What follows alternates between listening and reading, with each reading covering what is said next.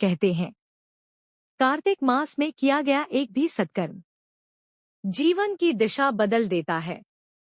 लेकिन क्या कार्तिक देवता किसी के घर स्वयं पुत्र बनकर आ सकते हैं? आज की कथा सिर्फ कहानी नहीं, आस्था, परीक्षा और चमत्कार का जीवंत प्रमाण है। एक नगर में एक वृद्ध ब्राह्मण और उसकी पत्नी रहते थे। दोनों रोज सुबह 4 बजे उठते और 7 कोस दूर गंगा स्नान करने जाते। सर्दी हो, गर्मी हो, वर्षा हो, उनकी श्रद्धा कभी कम नहीं हुई। लेकिन उम्र अपना असर दिखाने लगी थी। एक दिन थकी हुई ब्राह्मणी बोली, स्वामी, काश हमारा भी एक बेटा होता। बहू आती, हमारे लौटने पर गरम रोटियां मिलती, घर में रौनक होती। उसकी आवाज में सिर्फ इच्छा नहीं, बरसों की पीड़ा थी। ब्राह्मण शांत स्वर में बोले, तू ठीक कहती है, आज ही तेरे लिए बहू लाता हूं। ब्राह्मणी चौंकी, पर बेटा तो है ही नहीं। ब्राह्मण बोले, तू बस एक पोटली में आटा रख और उसमें कुछ मोहरें डाल दे। पोटली लेकर ब्राह्मण निकल पड़े। नदी किनारे कुछ सुंदर कन्याएं रेत में घर बना रही थी। एक कन्या बोली, मैं अपना घर नहीं तोड़ूंगी, मुझे रहने के लिए घर चाहिए बस। ब्राह्मण समझ गए, यही होगी मेरी बहू। वह उसके घर पहुंचे और बोले, कार्तिक मास है, मैं किसी के घर का भोजन नहीं करता। यह मेरा आटा है, यदि तुम्हारी माँ इसे छानकर रोटी बना दे। जब माँ ने आटा छाना तो उसमें से चमचमाती मोहरें निकली। उसने सोचा, जिसके आटे में इतनी मोहरें, उसके घर में कितना धन होगा। वह बोली, क्या आप अपने बेटे की सगाई करने जा रहे हैं? ब्राह्मण बोले, मेरा बेटा काशी में पढ़ रहा है, यदि तुम चाहो तो खांड कटोरे से विवाह कर दूं। और बिना दूल्हे के खांड कटोरे से विवाह हुआ और कन्या ब्राह्मण के साथ चल पड़ी। जब ब्राह्मण घर पहुंचे और बोले, दरवाजा खोलो, बहू लाया हूं। ब्राह्मणी ने सोचा मजाक है, लेकिन जब दरवाजा खुला तो सामने सचमुच बहू खड़ी थी। आदर सत्कार हुआ, घर में रौनक लौट आई। अब जब सास-ससुर स्नान को जाते, बहू सारा काम करती, खाना बनाती, कपड़े धोती, रात को पैर दबाती। समय सुख से बीतने लगा। एक दिन सास ने कहा, बहू, चूल्हे की आग कभी मत बुझने देना और मटके का पानी खत्म मत होने देना। लेकिन एक दिन आग बुझ गई। बहू पड़ोसन के पास गई, आग मांगी।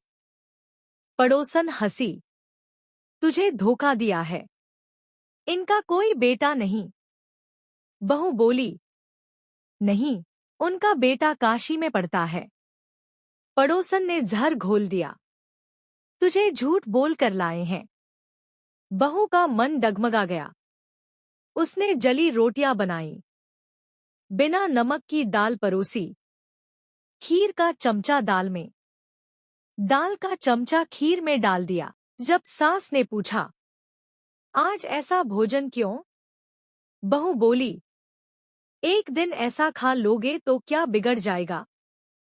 घर का सुख टूट गया। पड़ोसन ने अगली चाल चली, सातों कोठों की चाबी मांग। अगले दिन बहू अड़ गई। ससुर बोले, दे दो, आज नहीं तो कल इसे ही देनी है। चाबी मिल गई। एक एक कोठा खुला, कहीं अन्न, कहीं धन, कहीं बर्तन। लेकिन जब 7वां कोठा खुला तो दृश्य देख बहू स्तब्ध रह गई। अंदर शिव जी, पार्वती जी, गणेश जी, लक्ष्मी जी, पीपल पथवारी, कार्तिक के ठाकुर, राय दामोदर, तुलसी जी का बिरवा, गंगाए मुना प्रवाहित और 33 कोटि देवी देवता विराजमान थे। और बीच में चंदन की चौकी पर बैठा एक तेजस्वी युवक माला जप रहा था। वह बोला, मैं तेरा पति हूं, दरवाजा बंद कर दे, माता पिता आएंगे तब खोलना। बहू ने 16 श्रृंगार किया, सास ससुर के लिए पकवान बनाए, आदर से भोजन कराया। फिर बोली, माँ, इतनी दूर गंगा क्यों जाती हो? गंगा तो घर में है। जब 7वां कोठा खुला तो सास ससुर भी चमत्कार देख स्तब्ध रह गए। तू कौन है? ब्राह्मणी ने पूछा। युवक बोला, मैं आपका पुत्र हूं। मुझे कार्तिक देवता ने भेजा है। लेकिन दुनिया कैसे माने? पंडितों ने परीक्षा रखी। यदि यह सच में पुत्र है तो तेरी छाती से दूध की धार निकले। सबकी सांसें थम गईं। ब्राह्मणी ने वैसा ही किया।